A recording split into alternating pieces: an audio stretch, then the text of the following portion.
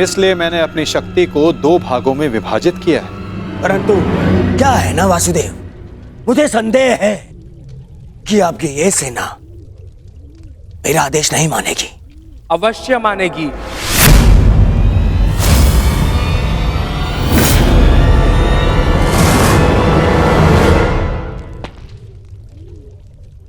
क्योंकि मैं नारायणी सेना का नेतृत्व करूंगा। मैं हस्तिनापुर की ओर से युद्ध में भाग लूंगा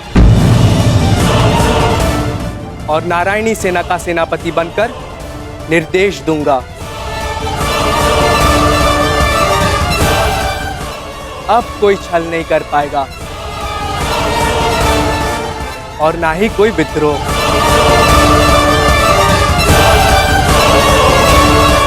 अब तो आपके मन में कोई संदेह नहीं है ना स्वसुर श्री? अब कोई संदेह नहीं।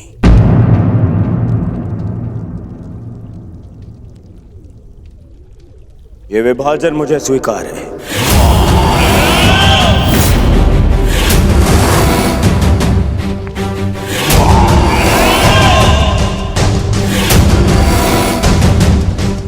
हस्तिनापुर नारायणी सेना की प्रतीक्षा करेगा।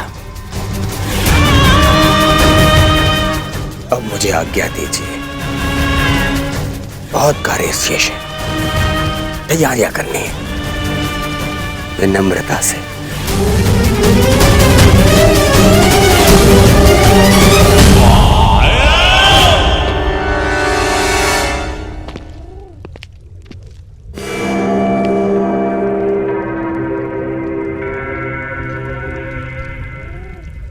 तुमने ऐसा क्यों किया पार्थ? मेरे समर्थन के लिए इतना बड़ा त्याग?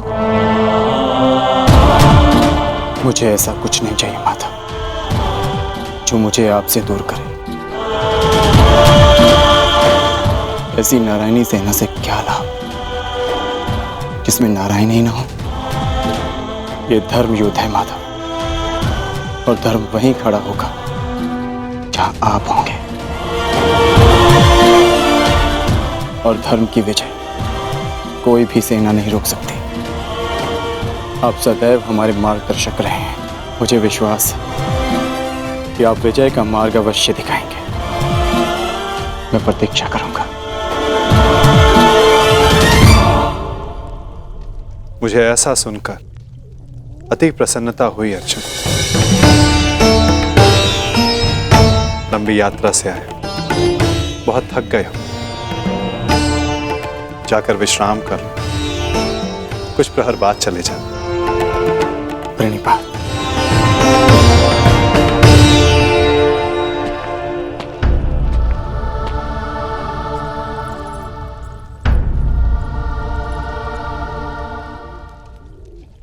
मुझे क्षमा कर दीजिए पिताश्री। मैंने आपको पक्षपाती समझा। मुझसे बहुत बड़ी भूल हो गई। ठीक कहा था आपने, आप लोगों को नहीं चुनते, लोग आपको चुनते हैं।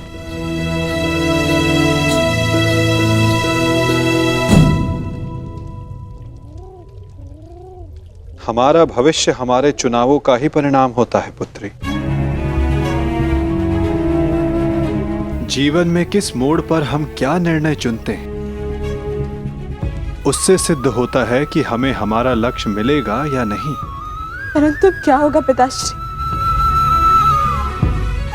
मैं ऐसा क्या करूं जिससे मेरे पति और मेरे पिता सुरक्षित रहे? कर्म करो लक्ष्मण, फल की चिंता ना करो।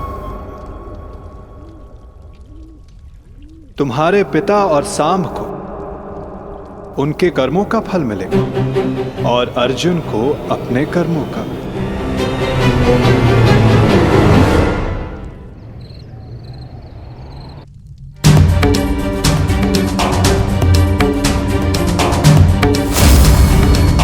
मैं भी इस युद्ध में सम्मिलित होना चाहता हूं।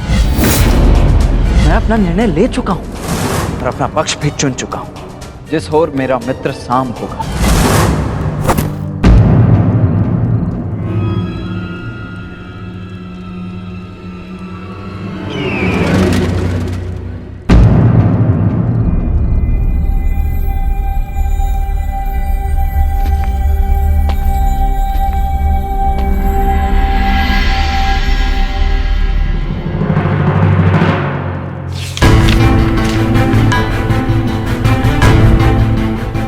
अंगराज, युवराज दुर्योधन द्वारका से हस्तिनापुर लौट रहे हैं और सूचना ये है कि नारायणी सेना दुर्योधन के पक्ष में आ गई है और कृष्ण अर्जुन के पक्ष में है। अंगराज, तुम शीघ्र हस्तिनापुर लौटो। युद्ध हस्तिनापुर की सीमा पर है। गांधार राज शकुनी।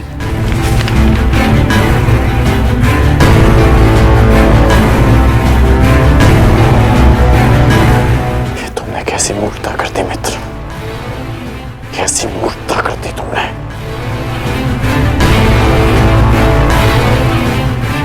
मुझे अभी द्वारका किले प्रस्थान करना होगा।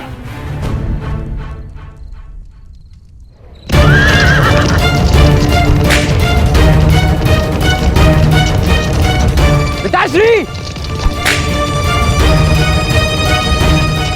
ये अचानक कहां जा रहे हैं?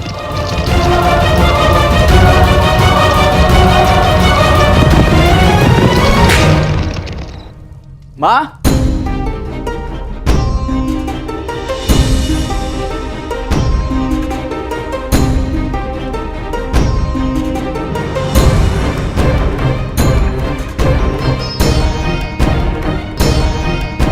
एक बार पुनः अपने कर्तव्य के लिए अपने परिवार को छोड़कर जा रहे हैं पिताश्री।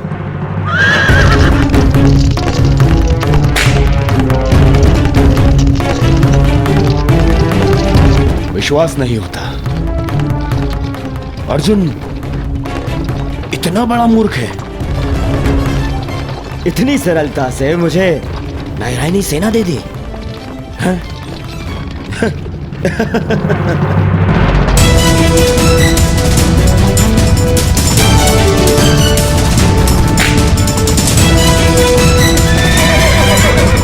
सारथी रोको।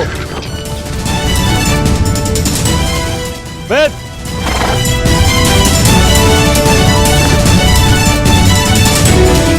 अच्छा हुआ तो मुझे यही मिल गए।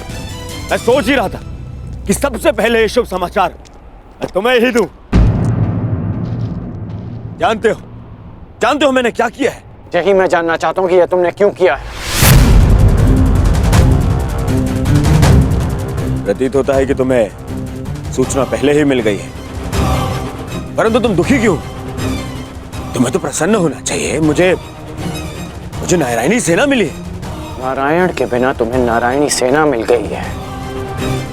मैंने तुमसे कहा था कि तुम्हें अर्जुन से पूर्व द्वारका पहुंचना है। तुम अर्जुन से पूर्व द्वारका क्यों नहीं पहुंचे मित्र? अरे तुम्हें मिथ्या बोध हुआ है। मित्र, अर्जुन से पूर्व द्वारका पहुंचा था। क्या? तो फिर ऐसा क्यों हुआ? अरे क्या हुआ मित्र? कुछ अनुचित नहीं हुआ है, सब हमारे हित में हुआ। हम दोनों को बराबर का अवसर मिला था, कृष्ण या नारायणी सेना चुनने का। उस मूर्ख ने नारायणी सेना छोड़कर कृष्ण को चुना और मैंने भी उसकी मूर्खता के लिए उसे रोका नहीं। और क्यों रोकता? हा? पहले अवसर उसे मिला, जबकि पहले मैं पहुंचा था। और तुमने वासुदेव को नहीं चुना। ये क्या किया तुमने? तुमने वासुदेव को क्यों नहीं चुना मित्र?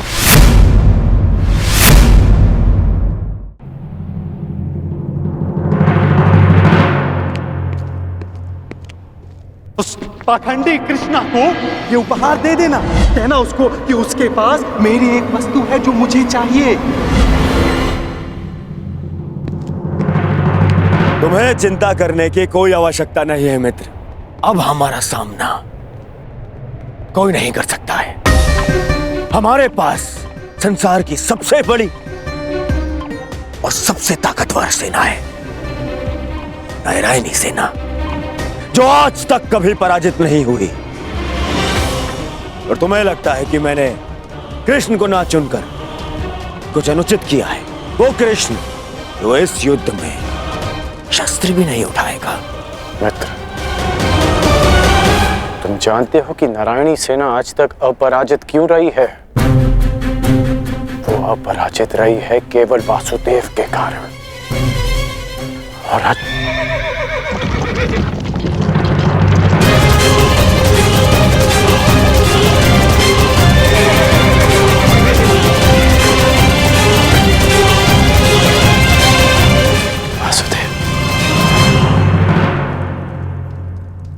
मैं नारायणी सेना का नेतृत्व करूंगा। मैं हस्तिनापुर की ओर से युद्ध में भाग लूंगा। अब ना ही कोई छल कर पाएगा और ना ही कोई विद्रोह।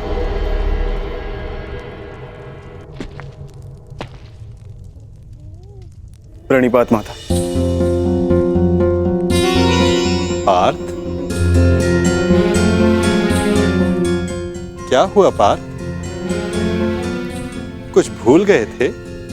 हाँ माता, मैं आपको बताना भूल गया था कि द्वारका पहुंचने में मुझे विलंब हुआ था, क्योंकि मार्ग में मेरा एक विचित्र घटना से सामना हुआ। तुम्हारे कहने का तात्पर्य यह है कि तुम्हारा सामना किसी विचित्र मनुष्य से हुआ, है ना पार्थ?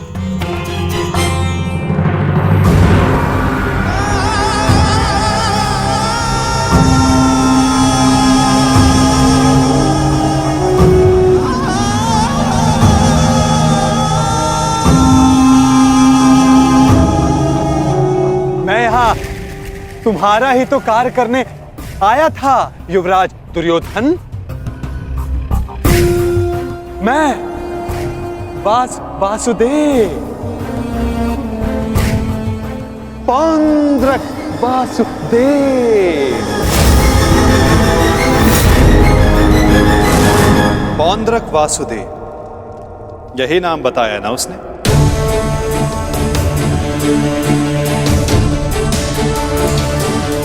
जिसने मेरी भांति वेशभूषा भी धारण कर रखी थी, है ना?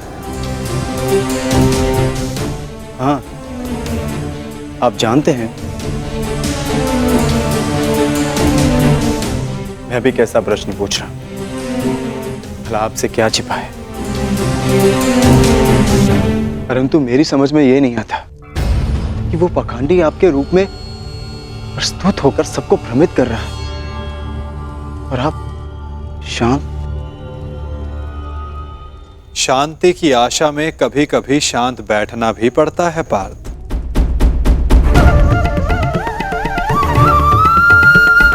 मुझे ज्ञात है कि पौंड्रक मेरे नाम का दुरुपयोग करके सबको भ्रमित कर रहा है, परंतु अवसर सबको मिलना चाहिए अपनी भूल सुधारने का। वही अवसर जो मैं सबको देता हूं, वही अवसर जो मैंने शिशुपाल को दिया था, वही अवसर जो मैंने कंस मामा को भी दिया था। और यदि मनुष्य अपनी भूल ना सुधारे तो उचित समय आने पर उसे अपने कर्मों के फल अवश्य मिलते हैं पार्थ।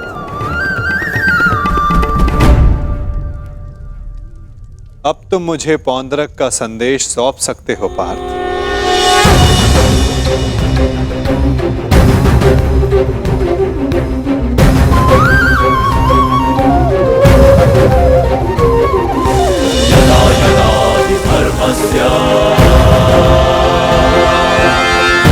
भवति भारत नाराय साधुना नाशाय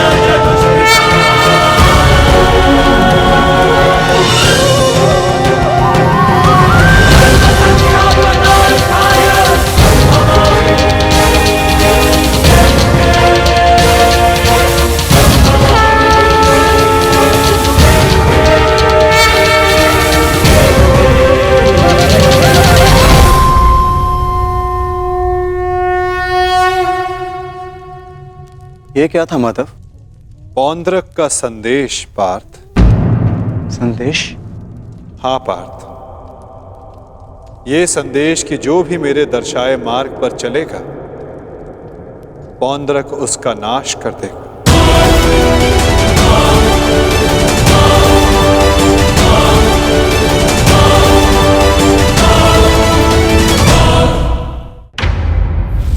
ये वासुदेव नहीं है। कौन है ये मित्र? हमारे मित्र का मित्र है ये पौंड्रक, पौंड्रक वासुदेव। इन्हीं की सहायता से मैं अर्जुन से पूर्व द्वारका पहुंचा और नारायणी सेना को अपने पक्ष में कर पाया। इसका श्रेय मामा श्री की तीव्र बुद्धि को जाता है मित्र। उन्हीं ने पौंड्रिक को संदेश भेजा कि वो अर्जुन के मार्ग में बाधा उत्पन्न करे। इन्होंने अर्जुन को रोका और उसी कारणवश मैं अर्जुन से पूर्व द्वारका पहुंच पाया। अर्जुन को मार्ग से भटकाने का पूरा प्रबंध कर दिया है मैंने। तो तुमने फिर से छल किया। छल? छल मैंने नहीं, उन्होंने किया। युधिष्ठिर के स्थान पर अर्जुन को भेजकर मैंने तो केवल उन्हें उत्तर दिया है। मित्र, उन्होंने जो किया उसे छोड़ो, परंतु तुम्हें अवसर मिलने पर भी तुमने वासुदेव के स्थान पर नारायणी सेना को चुना। इसे मूर्खता कहते हैं। मूर्खतापूर्ण बातें तो तुम कर रहे हो अंगराज। वासुदेव तो दुर्योधन के ही पक्ष में है। मैं हूं वास्तविक वासुदेव। पौंड्रक वासुदेव दुर्योधन के ही पक्ष में है। मुझे तुम पर दया आती है अंगराज, दया आती है तुम पर कि मुझे समक्ष पाकर भी तुम उस छलिए कृष्ण की माया में उलझे हुए हो। समझ ही नहीं आता कि ऐसी क्या माया डाली उस छलिए कृष्ण ने कि तुम सत्य देखने को प्रस्तुत ही नहीं हो। पौंड्रक, पौंड्रक वासुदेव है मेरा नाम। पूरा नाम तो लेना सीखो अंगराज। खेद है मुझे, खेद है कि तुम एक मनुष्य की पहचान करने में असमर्थ हो। तुम अपने युद्ध के लिए अपनी सेना में एक पाखंडी को चुनना चाहते हो। उस पाखंडी कृष्ण को चुनना चाहते हो तुम। अरे ऐसा क्या है उस छलिए पाखंडी कृष्ण में जो तुम सब सारे लोग उसकी ओर खींचे जा रहे हो? क्या समस्त संसार में केवल एक ही मायावी रह गया है? हाँ?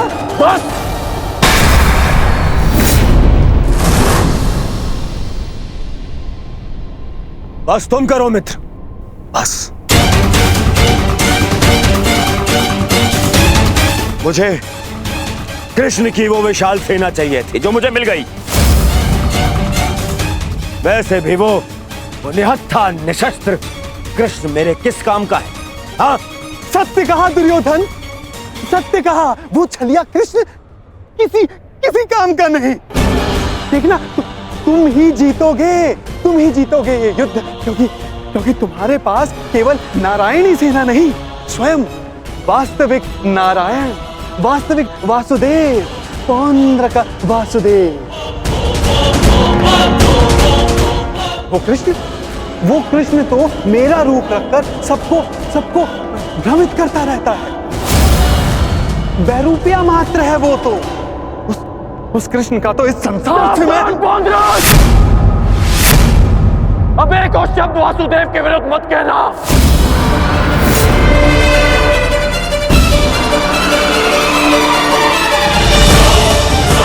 वो कृष्ण तो मेरा रूप रखकर सबको भ्रमित करता रहता है।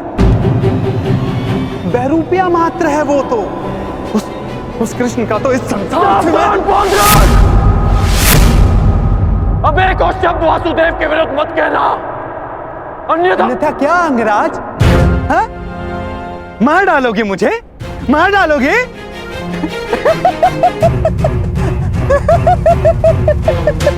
दुर्योधन, तनिक देखो तुम्हारी सेना का ये वीर कहीं वास्तविकता में उस छलिए का गुप्तचर तो नहीं है?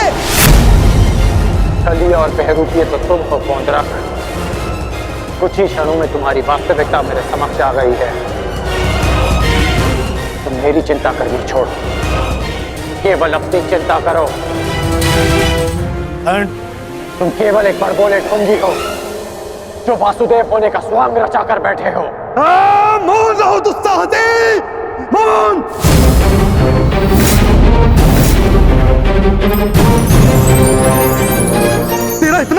बात कि तू मुझे पौंद्र का वासुदेव को ढोंगी कहता है, मूर्ख।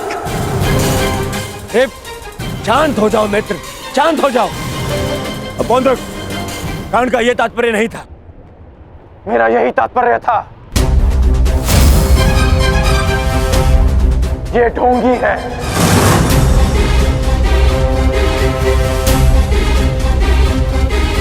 यदि तुम वास्तव में वासुदेव हो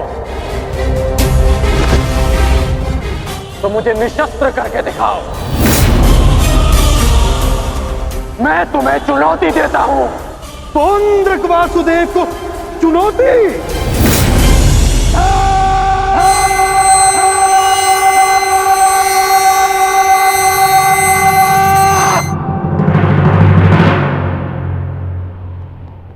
ऐसे खड़े खड़े देख क्या रहा है तू, मूर्ख? हाँ, मेरे साथ युद्ध कर। मेरे हाथों मरेगा, तुझे मोक्ष मिलेगा। हाँ, जिस प्रकार आज मैं तेरा अंत करने वाला हूं, उसी प्रकार मैं उस कृष्ण का भी अंत करूंगा, उस रणछोड़ का। जो रासलीला के नाम पर स्त्रियों को भ्रमित करता है, जो बाल क्रीड़ा के नाम पर स्त्रियों के वस्त्र चुराता है, जो स्वयंवर से स्त्रियों का हरण करता है, उस कृष्ण का पक्ष ले रहा है तू। उसके लिए तू मुझसे युद्ध कर रहा है। उस कृष्ण का भी मैं वध करूंगा, पहले तेरा, उसके बाद उसका। अब तुम्हें सीमा पार करती है।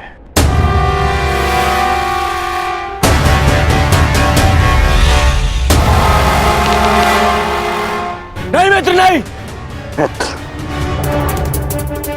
आज इस पौंद्रक का अंतिम दिवस है।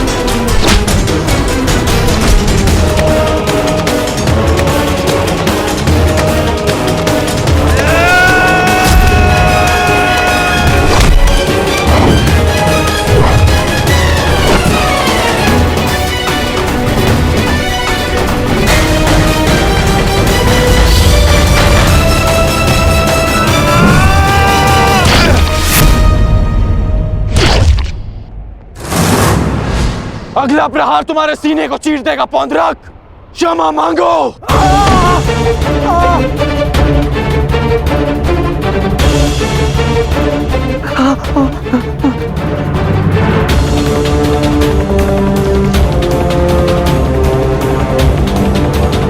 अब बोलो, क्या कह रहे थे तुम? कौन हो तुम? मैं ही हूं वास्तविक वासुदेव, पौंद्रक वासुदेव मैं ही हूं। पाखंडी! नहीं कर मित्र, नहीं नहीं मित्र। रुक जाओ अंगराज।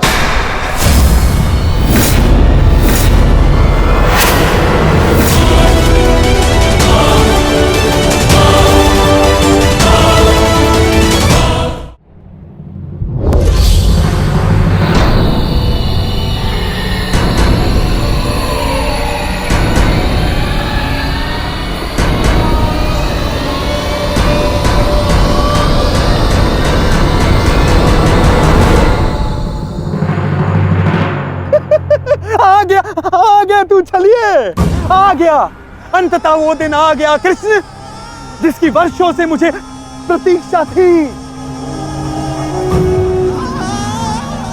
यदि अंत से पूर्व मनुष्य को उसकी भूल का भान हो जाए तो अच्छा ही होता है। अब तो तुम्हें विश्वास हो गया होगा कि वास्तविक वासुदेव कौन है। मैं ही हूं वास्तविक वासुदेव, पौंद्रक वासुदेव। इसलिए जिसका अधिकार आरंभ से केवल मेरा है, मुझे मेरा सुदर्शन चक्र दे दो कृष्ण। देने ही तो आया हूं तुम, परंतु चेतावनी, मैं तुम्हें बहुत अवसर दे चुका हूं पौंड्रक। तुम्हारे पाप का घड़ा भरता जा रहा है पौंड्रक। अब मेरा स्वांग रचना बंद करो। चुप कर छलिए कृष्ण। तू ढोंग, तू छलिया मुझे बताएगा कि अब मुझे क्या करना चाहिए और क्या नहीं। जो तुझे देव मानते हैं ना, वो सब दृष्टिहीन है और बुद्धिहीन भी। परंतु मैं नहीं हूं। अपने सहयोगियों को धैर्य की महिमा समझाओ दुर्योधन। युद्ध प्रारंभ होने में अभी समय शेष है और समय से पूर्व युद्ध को आमंत्रण देना सर्वनाश को आमंत्रित करने के समान होता है दुर्योधन। क्योंकि इस समय मैं अस्त्र ना उठाने के लिए बंधित नहीं हूं। मनुष्य को खाई में गिराने के लिए उसका केवल एक पग पर्याप्त होता है पौंड्रक। अभी अभी मैंने कर्ण को रोककर तुम्हें मृत्यु के मुख में जाने से रोका है। कदाचित तुम्हारा अगला पग तुम्हारा अंत ना रोक पाए पौंड्रक।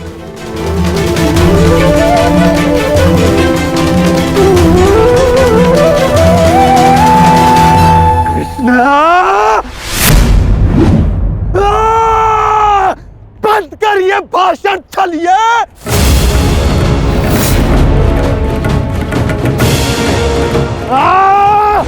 छलिए पाखंडी, आज मैं तेरा अंत करके ही रहूंगा कृष्ण। धैर्य रखो मित्र, क्रोध मुझे भी आ रहा है।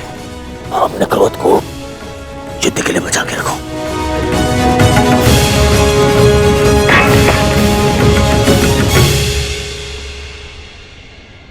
ठीक कहा वासुदेव, युद्ध होगा, परंतु उचित समय पर और उचित स्थान पर। उस महायुद्ध के प्रथम दिवस पर मैं आपको उत्तर अवश्य दूंगा।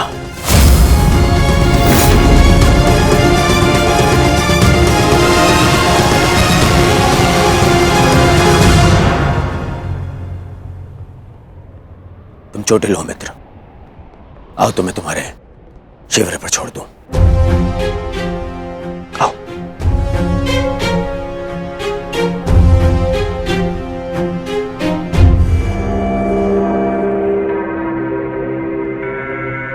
मित्रकर्ण, तुमसे हस्तिनापुर पे भेंट होगी। आशा है तब तक तुम अपने इस भ्रम से निकल जाओगे और तब तुम समझोगे कि मेरा चुनाव उचित था। आशा तो मुझे थी मित्र कि तुम अपने भ्रम से निकलकर वास्तविक शक्ति को पहचानोगे, परंतु अब कोई लाभ नहीं। जो हानि तुमने स्वयं को और हम सबको पहुंचानी थी, वो तुम पहुंचा चुके हो। चल मोटे, आजा। कृष्ण, मैं अपना सुदर्शन चक्र तुझसे लेकर रहूंगा, जिस पर आरंभ से केवल मेरा अधिकार था, है और रहेगा।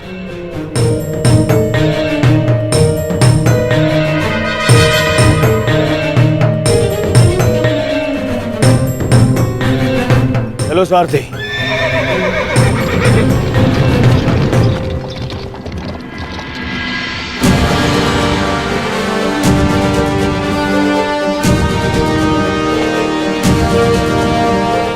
प्रणिपात वासुदेव, आज्ञा थे। इतनी भी क्या शीघ्रता मित्र?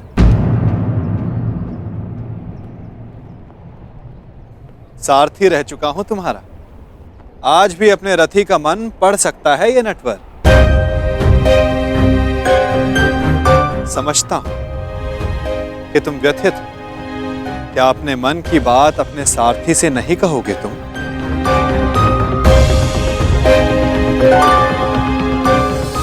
अपने रथी का मन आप पढ़ सकते हैं ना, तो पढ़ लीजिए। इसीलिए कहता हूं मित्र, तुम्हें प्रसन्न होना चाहिए।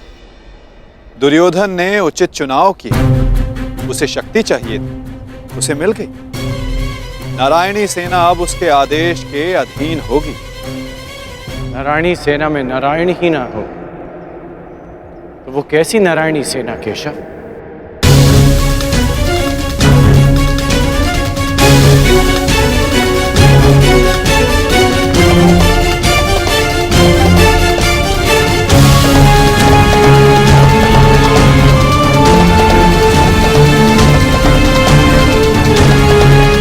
जो दुर्योधन ना पहचान सका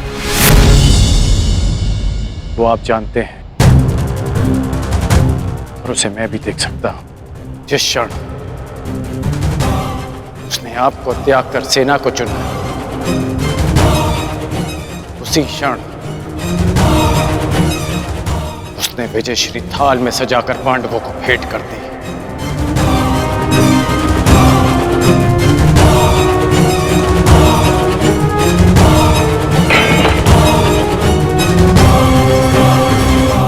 ऐसा क्यों लगता है मित्र?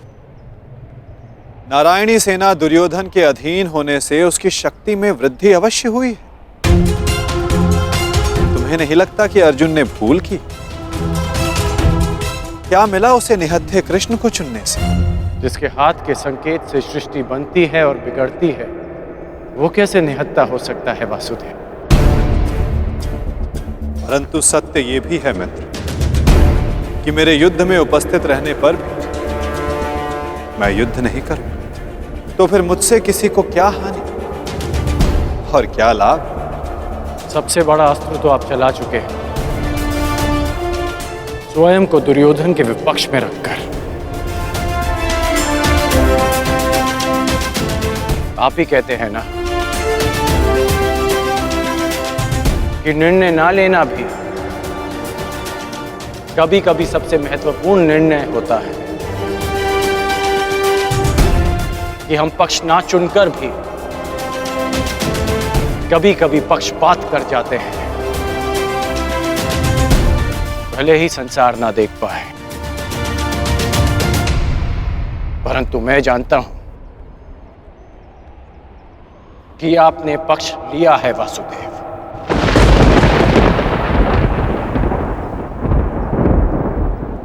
नहीं मित्र, मैं किसी का पक्ष नहीं लेता, ना किसी को चुनता हूं। लोग मुझे चुनते हैं या छोड़ते हैं। मानता हूं कि आपने किसी को नहीं चुना, परंतु आपने दुर्योधन को बाध्य किया कि वो आपको ना चुने।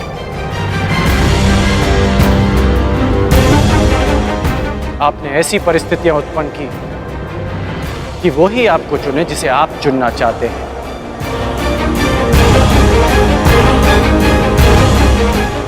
क्या ये एक प्रकार का पक्षपात नहीं वासुदेव? तुम्हारी यही प्रवृत्ति मुझे भाती है मित्र, और तुम्हें सबसे भिन्न बनाती है। तुम बुद्धिमान हो और स्पष्टवादी भी।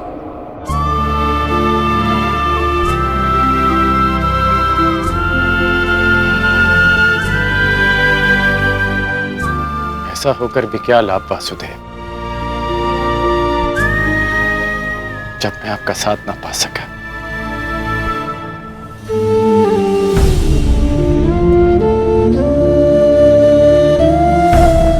कितने वर्ष हो गए हमारी भेंट को?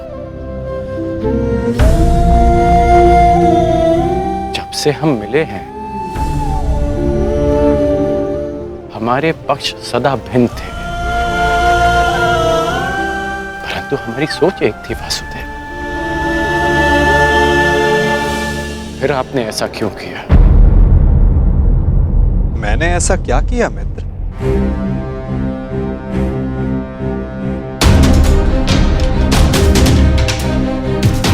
आप सब जानते हैं फिर भी ये प्रश्न कर रहे हैं। अब तो मान जाइए कि आप पक्षपाती हैं। कैसा पक्षपात अंगराज? विराट नगर में मैंने कौरवों और पांडवों को समान अवसर दिए कि द्वारका आकर मुझसे पहले जो समर्थन की मांग करेगा मैं उसी का समर्थन करूंगा। विराट नगर में जब आपने वचन दिया वहां सब उपस्थित थे, परंतु द्वारका में जो घटित हुआ वो केवल दुर्योधन और अर्जुन ही जानते हैं। दुर्योधन को केवल आपने भ्रम दिया और शक्ति दी अर्जुन को।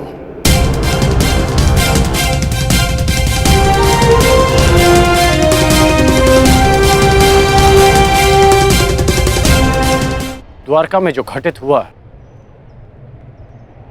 वो केवल दुर्योधन और अर्जुन ही जानते हैं। दुर्योधन को केवल आपने भ्रम दिया और शक्ति दी अर्जुन को। नारायणी सेना को चुनना दुर्योधन का चुनाव था मित्र। मैंने तो उसे केवल विकल्प दिए। अब दुर्योधन ने क्या चुना ये तो उसका निर्णय है। इसमें मैं क्या कर सकता था? आप जो कर सकते थे आपने किया माधव, और उसका परिणाम वही हुआ जो आप चाहते थे। यदि आप पक्षपाती नहीं होते तो अर्जुन को देखते ही आप उससे पूछते हैं कि वो युधिष्ठिर के स्थान पर वहां क्या कर रहा है, परंतु आपने ऐसा नहीं किया। यदि तुम दुर्योधन के चुनाव पर निराश हो तो खेल मैंने नहीं, उसके दम, उसके लालच, उसके अहंकार ने खेला है मित्र। आप भी भली भांति जानते हैं कि दुर्योधन युधिष्ठिर से कहीं अधिक सक्षम शासक है। इस समय भारत को शासक की नहीं, धर्म की आवश्यकता है, धर्मराज की आवश्यकता है मित्र। फिर भी मैंने तुम्हारे तथाकथित सक्षम शासक को विकल्प दिए मित्र, जो विकल्प चुनने में ही चूक गया। वो कैसा सक्षम शासक मित्र? और मेरे विकल्प का क्या? आपने मुझे विकल्प क्यों नहीं दिया? कौरवों और पांडवों के मध्य आपने मुझे क्यों छोड़ दिया? क्या आपकी दृष्टि में मेरा कोई महत्व नहीं केशव? मैंने तो सदैव तुम्हें विकल्प दिए मित्र। अब तुमने ही मुझे नहीं चुना तो उसके लिए तुम स्वयं उत्तरदायी। मैंने तो वर्षों पहले तुम्हारा सारथी बनना स्वीकार किया था मित्र, परंतु तुमने ही अलग मार्ग चुना। मैं तुम्हें सदा धर्म के लिए लड़ते देखना चाहता था, परंतु तुमने सदैव दुर्योधन के छल का साथ दिया। परंतु अब भी कुछ नहीं बिगड़ा, तुम्हारे लिए अब भी अवसर शेष है मित्र। तुम मनुष्य श्रेष्ठ हो, परंतु अनुचित स्थान पर। उचित स्थान का चुनाव करो मित्र।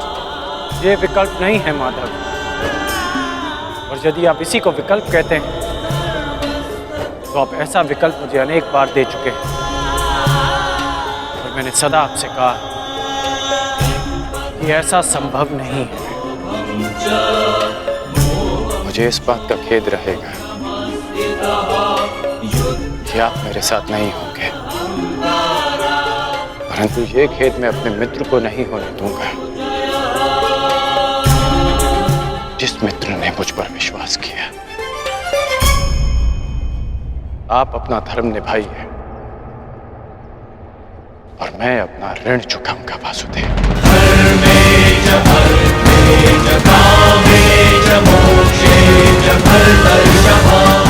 युद्ध में भेंट होगी, प्रणिपात वासुदेव।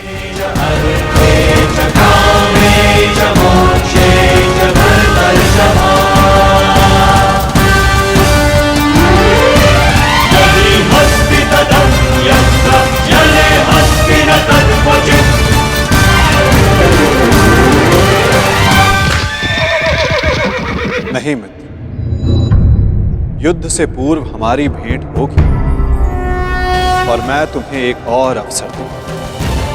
तुम्हें आभास कराऊंगा कि जितना सम्मान तुम्हें चाहिए उससे कहीं अधिक सम्मान के योग्य हो तुम। अगली भेंट में तुम्हारी वास्तविकता से भेंट करवाऊंगा मित्र। तुम्हें ज्ञात होगा कि तुम वास्तव में कौन हो। आशा है कि उस दिन तुम उचित विकल्प चुनोगे मित्र।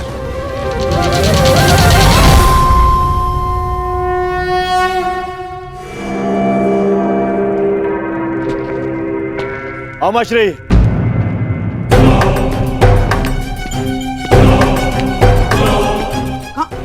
कहाँ थे तुम? मैं कब से तुम्हारी प्रतीक्षा कर रहा हूँ। बताओ क्या हुआ द्वारका में? और उस छलिए के रहते तुमने नारायणी सेना को कैसे अध्ययन किया आपने? हैं? अब बैठिए तो बैठिए।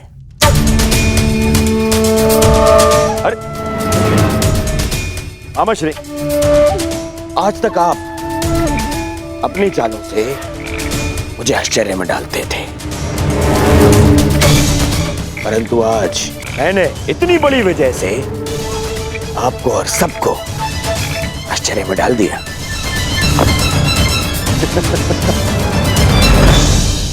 सब इतने प्रसन्न है मेरे इस निर्णय से,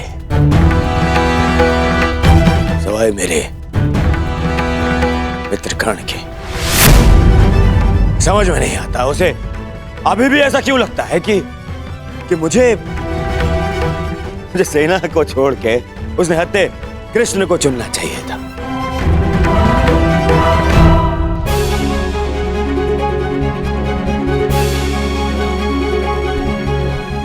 आज वासुदेव हमारे साथ है, तो इसका सारा श्रेय पांचाली को जाता है। यदि तुमने अर्जुन को ना भेजा होता तो कदाचित ये संभव ना होता। आपका मेरे प्रति इतना विश्वास मेरे लिए बहुत सम्मान की बात है आर्य, और मुझे भी पूर्ण विश्वास है कि आप हस्तिनापुर के लिए अधिक योग्य शासक सिद्ध होंगे।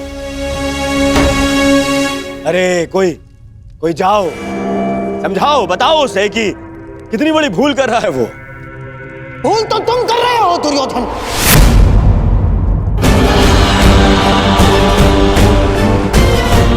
आज पहली बार मैं कर्ण से सहमत हूं। तुम्हें नारायणी सेना के स्थान पर कृष्ण को ही चुनना था। ये क्या कर लिया तुमने? अरे मैंने क्या किया मामाश्री?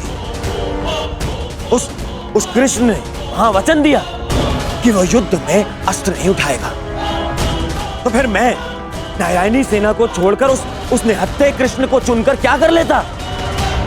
अब हमारे विरुद्ध पूरी नारायणी सेना होगी जो हर प्रकार की व्यूह रचना में निपुण है। हमें अपने सैनिकों को श्रेष्ठ प्रशिक्षण देना होगा। तब तक माधव हमारे साथ है नकुल। हमें किसी बात की चिंता करने की कोई आवश्यकता नहीं। यदि आज वो हमारे पक्ष में होता तो पांडवों के लिए नहीं, आज वो हमारे लिए रणनीति बनाता, हमारे लिए। उसका वास्तविक अस्त्र तो उसकी नीति ही है। वो कृष्ण कोई साधारण मनुष्य नहीं है ना। अरे महामायावी है वो, महामायावी। वो समय को अपने मुताबिक चलाना जानता है, और इतना ही नहीं, वो अपने पक्ष के अनुसार परिस्थितियां भी बदल देता है। समझ गए? इसीलिए हम आरंभ से चाहते थे कि पांडवों से कैसे अलग कर दिया जाए उस छलिए को,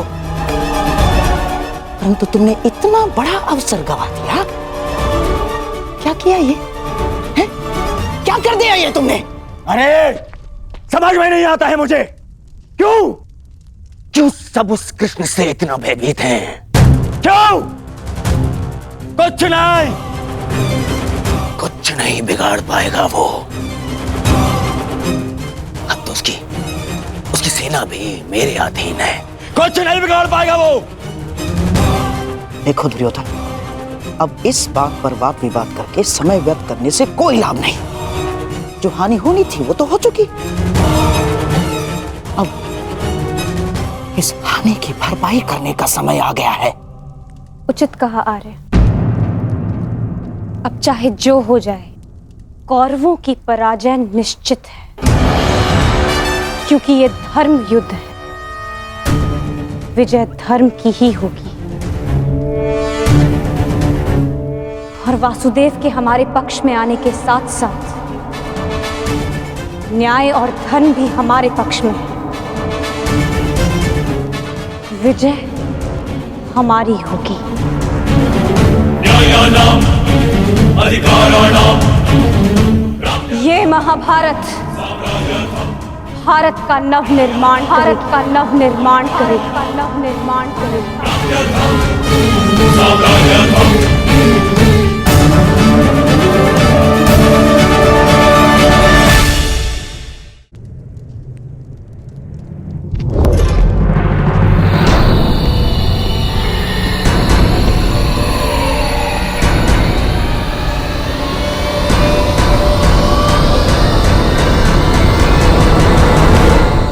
अच्छा हुआ कर्ण, तुम आ गए।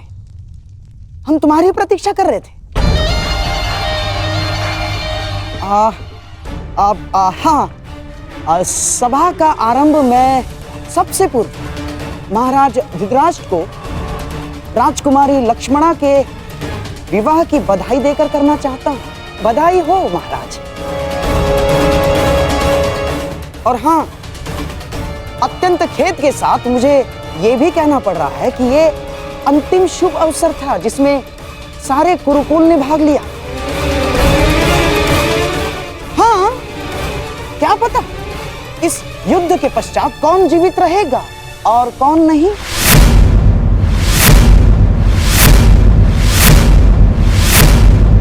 स्पष्ट रूप से कहिए गंधार राज, आपका तात्पर्य क्या है?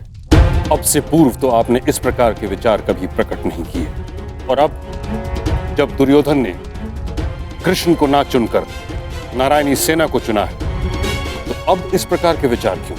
आपका प्रश्न उचित है महामहिम, परंतु यदि मैं अपनी भूल स्वीकार भी करता हूं, तो क्या वो भूल मैं सुधार सकता हूं? कर्ण, तुम्हारा इस विषय में क्या कहना है? मेरा मानना है कि हमें वार्तालाप में समय व्यर्थ नहीं करना चाहिए। हमें अपनी सेना को प्रशिक्षण देकर उन्हें और शक्तिशाली बनाना होगा।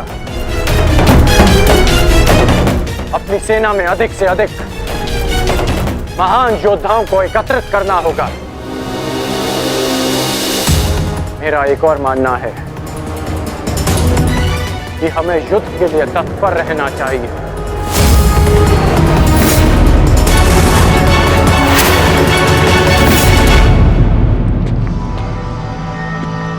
क्या तुम्हें भी यहाँ उपस्थित होने के लिए कहा गया?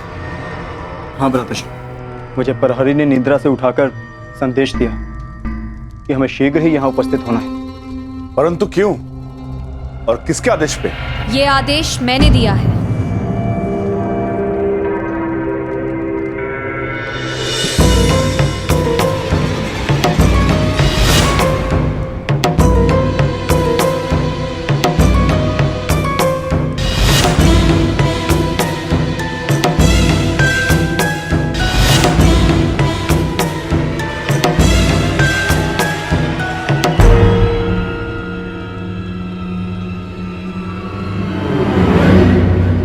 पांचाली, इतनी रात में तुम ये? क्योंकि ये समय सोने का नहीं है धर्मराज, जागने का है। और जो बात मैं कहना चाहती हूँ उसके लिए सूर्योदय की प्रतीक्षा नहीं कर सकती। ऐसा क्या है पांचाली?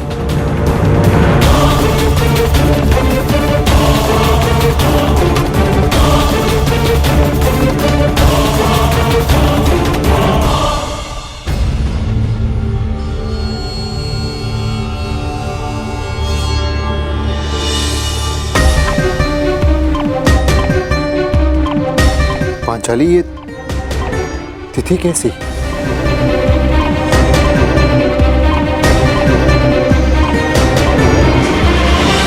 ये वो तिथि है आर्य जिस दिन हम कौरवों के विरुद्ध युद्ध आरंभ करेंगे। यदि ये युद्ध हुआ तो कितने योद्धा और कितने सैनिक मारे जाएंगे? महाराज, इस तथ्य से सभा में उपस्थित सभी मनुष्य अवगत हैं। हाँ, ये भी तो हो सकता है कि हम में से किसी को युद्ध में जाने की आवश्यकता ना पड़े।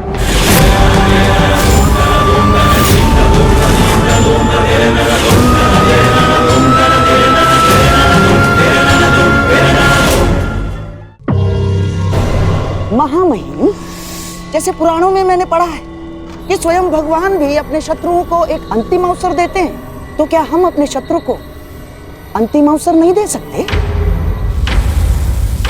दे सकते हैं ना महामहिम? गांधार राज,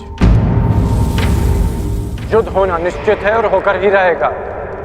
और इसकी उल्टी गिनती प्रारंभ हो चुकी है।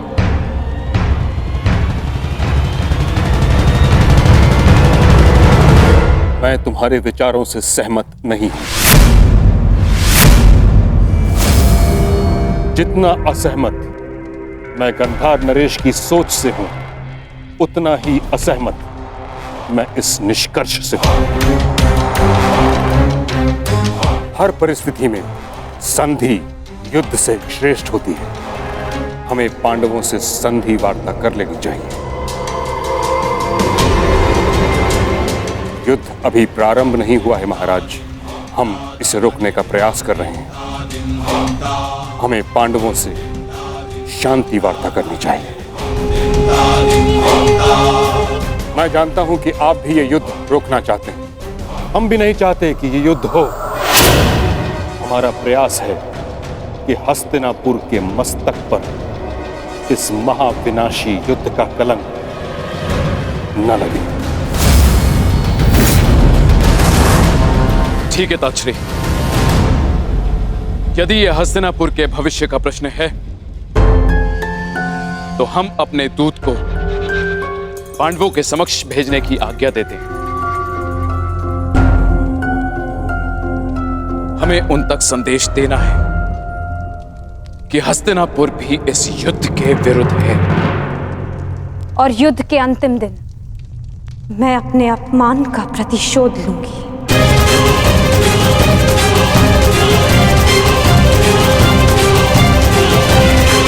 जिस दिन दुर्योधन का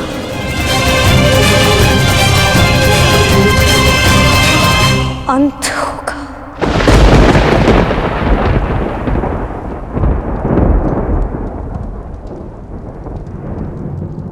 महाराज, ऐसे ये मेरा अंतिम निर्णय है कर्ण।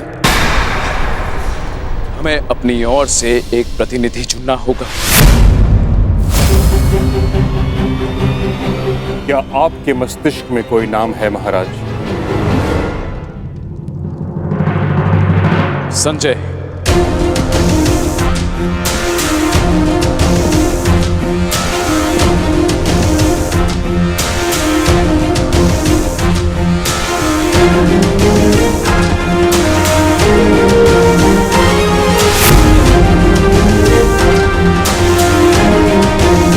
प्रणिपात महाराज।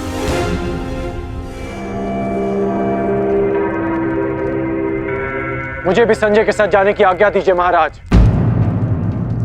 नहीं कर्ण, यह एक अत्यंत संवेदनशील प्रकरण है। हमें योद्धा नहीं, नीतिपरक मनुष्य चाहिए।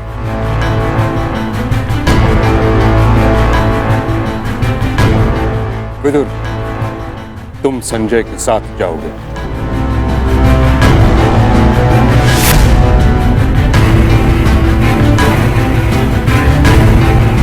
तो ठीक है, विदुर और संजय दोनों हस्तिनापुर की ओर से शांति प्रस्ताव लेकर जाएंगे। यह एक पारिवारिक प्रकरण है और हम नहीं चाहते कि परिजन ही परिजनों का रक्त बहाए। उचित है पांचाली, उचित है। अब ये युद्ध तुम्हारे बताए हुए दिन ही आरंभ होगा।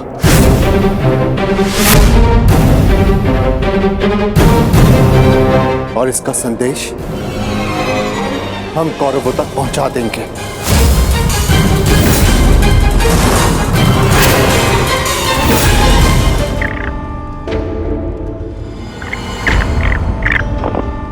अपने खेल पर ध्यान रखो दुर्योधन, नहीं तो तुम मुझे परास्त नहीं कर पाओगे।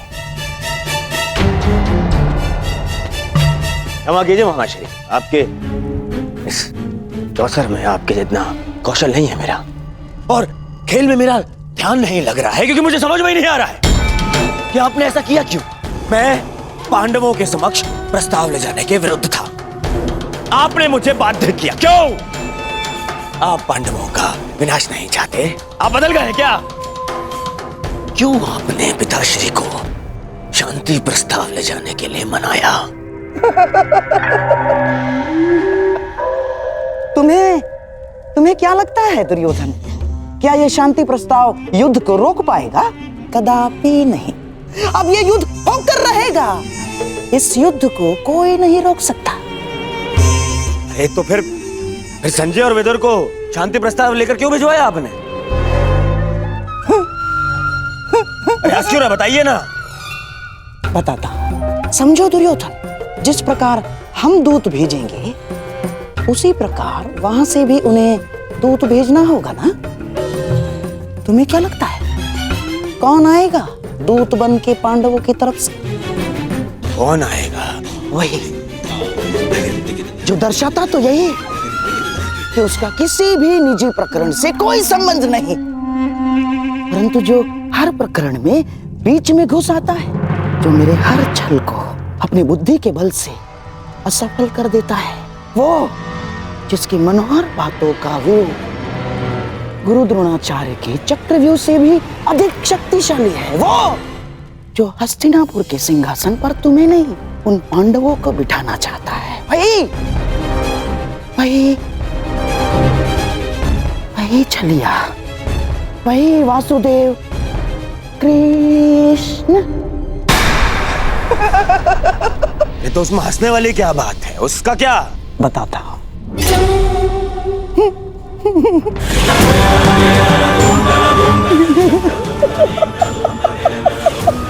चलिए।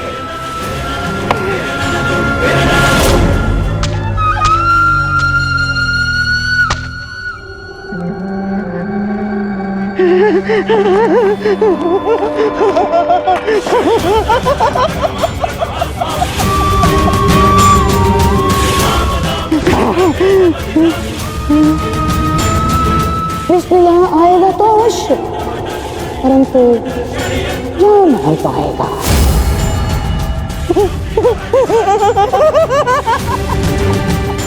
जा नहीं पाएगा।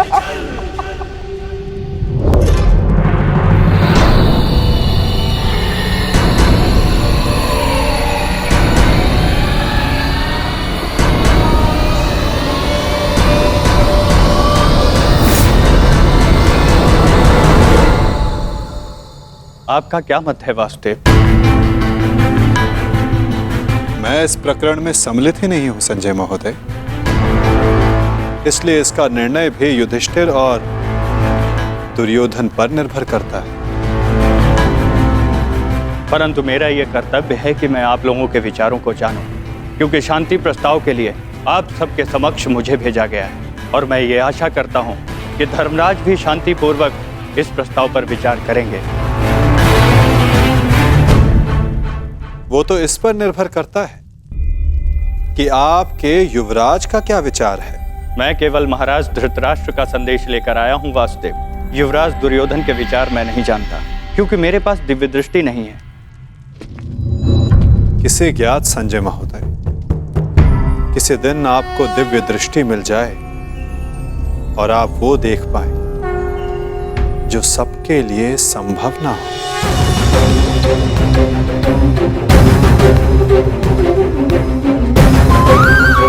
धर्मराज, आपके समक्ष हस्तिनापुर से शांति प्रस्ताव आया है। क्या विचार है आपका?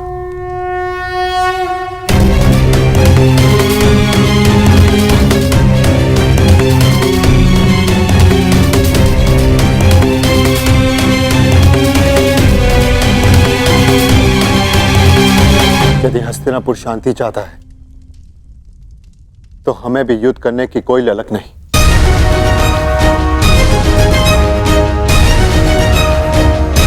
जब पितामह ने पहल की तो उनके निर्णय का मैं सम्मान करूंगा, परंतु ये युद्ध केवल मेरा नहीं, मेरे अनुजों का भी है और पांचाली का भी, इसलिए उनका मत जानना भी अत्यंत आवश्यक है।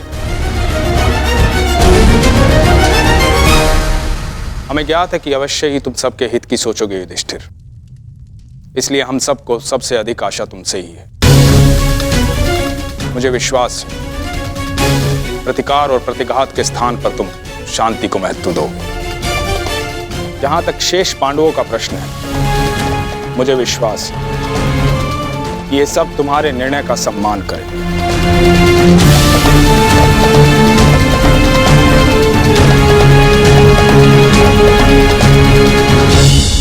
विचार विमर्श करके उत्तर दे धर्मराज, क्या निर्णय होगा आपका?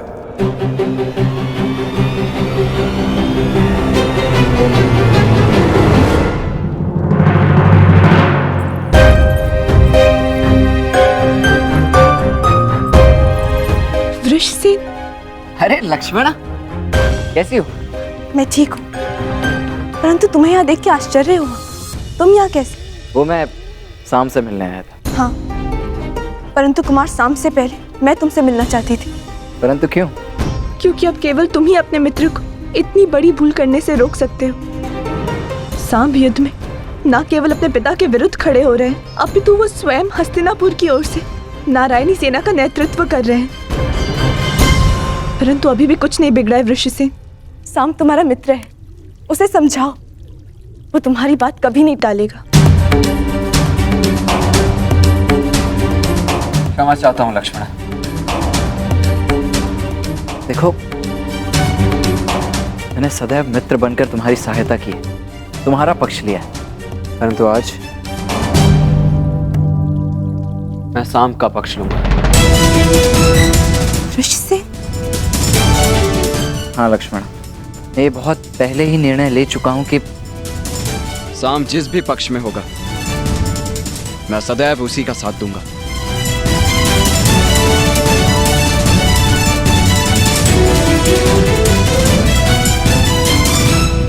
परंतु तुम्हें चिंता करने की आवश्यकता नहीं है लक्ष्मण। मेरे जीते जी शाम को कुछ नहीं होगा, विश्वास करो मेरा। पक्ष जो भी हो, हानि तो मेरे परिवार को पहुंच रही है ना वृषसेन। तुम ही बताओ मुझे, प्रभु से मैं किस पक्ष के लिए प्रार्थना करूं? दोनों ही पक्षों में मेरा ही परिवार लड़ रहा है। मैं क्या करूं वृषसेन? तुम्हारे इस प्रश्न का उत्तर मेरे पास नहीं है लक्ष्मण। मैं तो ये भी नहीं कह सकता कि मैं तुम्हारी इस असमंजस से भरी परिस्थिति को समझ सकता हूँ। तुम इस युद्ध में भाग क्यों ले रहे हो वृषसेन? तुम्हारा तो पांडवों से कोई संबंध नहीं है, तो तुम अपने पिता के साथ इस युद्ध में क्यों भाग ले रहे हो? केवल इसीलिए लक्ष्मणा, क्योंकि सांब कौरवों के पक्ष में, और इससे अधिक मेरे लिए कुछ महत्वपूर्ण नहीं। ऋषिसेन, मैं भान है तुम कितनी बड़ी भूल कर रहे हो। नहीं भान है तुम्हें, यदि भान होता तो इस युद्ध में भाग लेने के बजाय उसे रोकने का प्रयत्न कर रहे होते तुम। मैं तुम्हारे समक्ष बहुत सी उम्मीदें लेकर आई थी ऋषिसेन, परंतु प्रतीत होता है ये मेरी भूल थी। अपना ख्याल रखना ऋषिसेन।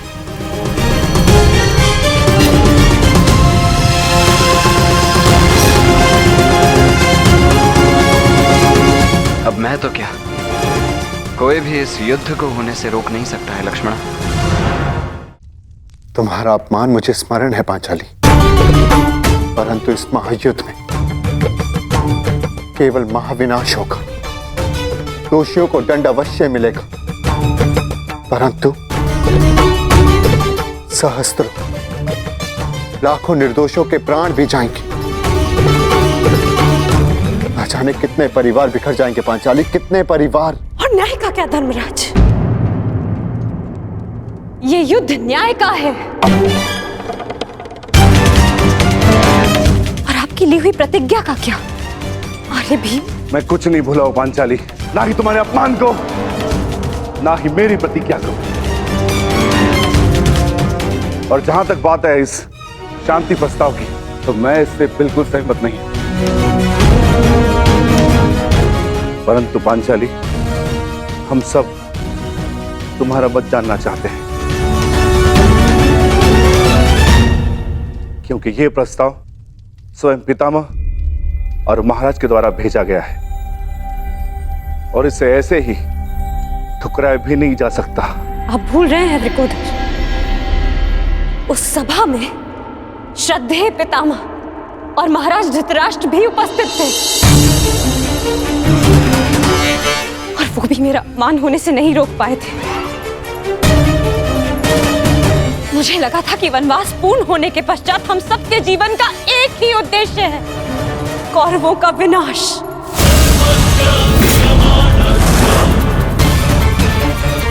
परंतु अब मुझे ऐसा प्रतीत होता है कि आप सबके लिए केवल प्रस्ताव ही महत्वपूर्ण है। एक प्रस्ताव पर आपने अपना सब कुछ खो दिया, और आज एक दूसरे प्रस्ताव में आप सब कुछ भुला दिया जो हमने खोया था। क्या एक शांति प्रस्ताव कौरवों के दिए गए वर्षों पुराने घावों को भर सकता है? आप सबके दिए गए वचनों को भुला सकता है? यज्ञसेन, यदि तुम चाहो तो इस संधि को ठुकरा सकती हो। तुम्हें इसका पूर्ण अधिकार है, परंतु इसके पहले कोई भी निर्णय लेने से पूर्व मैं सखा वासुदेव से वार्तालाप करना चाहती हूँ।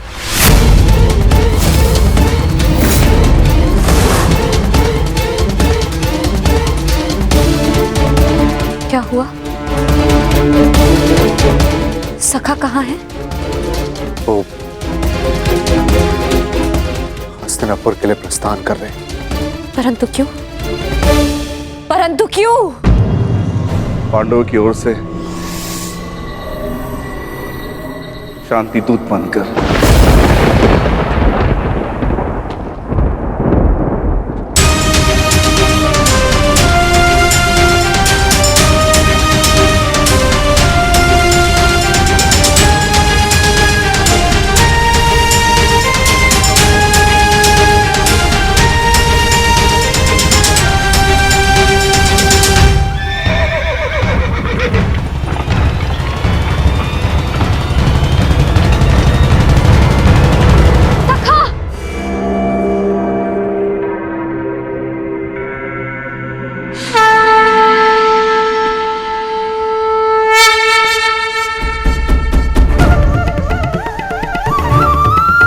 क्रोधित हो अपने सखा से?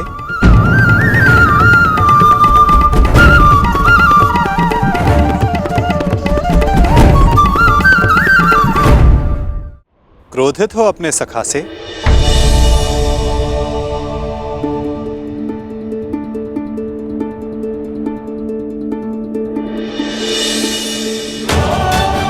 लगा प्रस्थान कर गए। भला अपनी सखी से मिले बिना मैं प्रस्थान करने की सोच भी कैसे सकता हूं? जानता हूं तुम्हारे मन में बहुत प्रश्न तुम्हें व्याकुल कर रहे हैं। जो कुछ भी तुम्हारे हृदय में है कह सकती हो। मैं वचन देता हूं तुम्हारे हर प्रश्न का उत्तर देगा ये सखा। ठीक है, तो बताइए कहां जा रहे थे आप? हस्तिनापुर, पांडवों के शांति दूत बनकर?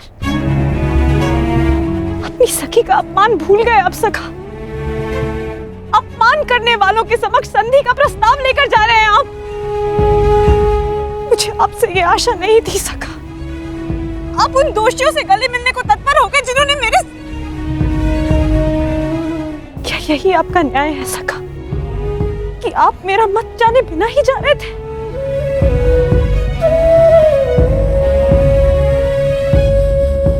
नहीं सखी, ऐसा नहीं। मैं भली भांति जानता हूं कि तुम्हारा मत क्या है और मैं तुम्हें वचन देता हूं कि तुम्हारा मत और मंतव्य दोनों ही पूर्ण होगा सखी। और इसीलिए मैं हस्तिनापुर जा रहा हूं। जो कह रहे हैं मुझे समझ नहीं आ रहा है सखा। मैं शांति दूत बनकर इसलिए जा रहा हूं सखी क्योंकि पहले संदेश हस्तिनापुर से आया है, परंतु अभी शांति प्रस्ताव स्वीकार नहीं हुआ है। मैं इसलिए जा रहा हूं ताकि कोई ये ना कह सके कि शांति प्रस्ताव होते हुए भी पांडवों ने आक्रमण किया, या फिर शांति प्रस्ताव का उत्तर नहीं दिया। मैं आपके इस उत्तर से संतुष्ट नहीं हो सका।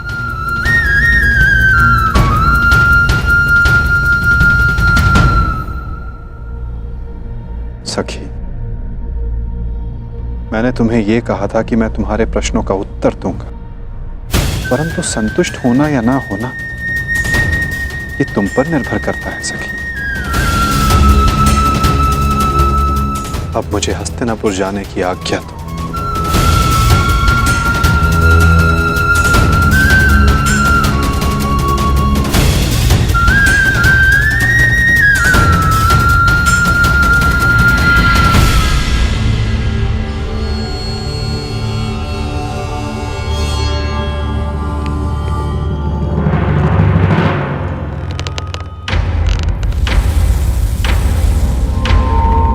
कहाँ थे पुत्र? द्वारका। परंतु क्यों? मैं पहले ही बता चुका हूं कि मैं इस युद्ध में भाग ले रहा हूं और उसी पक्ष से लड़ने वाला हूं जिस पक्ष से मेरा मित्र साम लड़ने वाला है। साम युवराज दुर्योधन के पक्ष में है और इसीलिए मैं भी वही हूं। मौन क्यों है? समझाइए, इसे रोकिए। अपने पति को अपने आराध्य वासुदेव के विरुद्ध खड़ा देखना क्या कम था, जो अब मेरा पुत्र भी उनके विरुद्ध खड़ा होगा? नहीं, मैं तुम्हें इस युद्ध में भाग नहीं लेने दूंगी। कुछ नहीं होने दूंगी तुम्हें।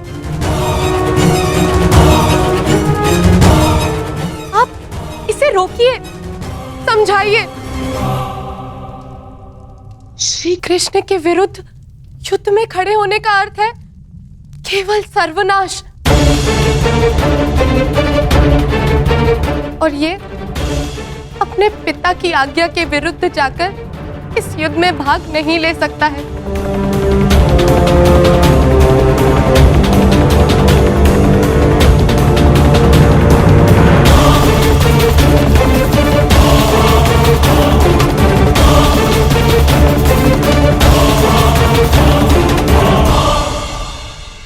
जब तुमने मुझ पर बाण छोड़ा तो तुमने मेरे सीने को लक्ष्य बनाया था, परंतु तुम्हारा लक्ष्य थोड़ा चूक गया। उसमें तुम्हारी भूल नहीं थी, उसका कारण तुम्हारा धनुष था। तुम्हारा धनुष संतुलित नहीं है।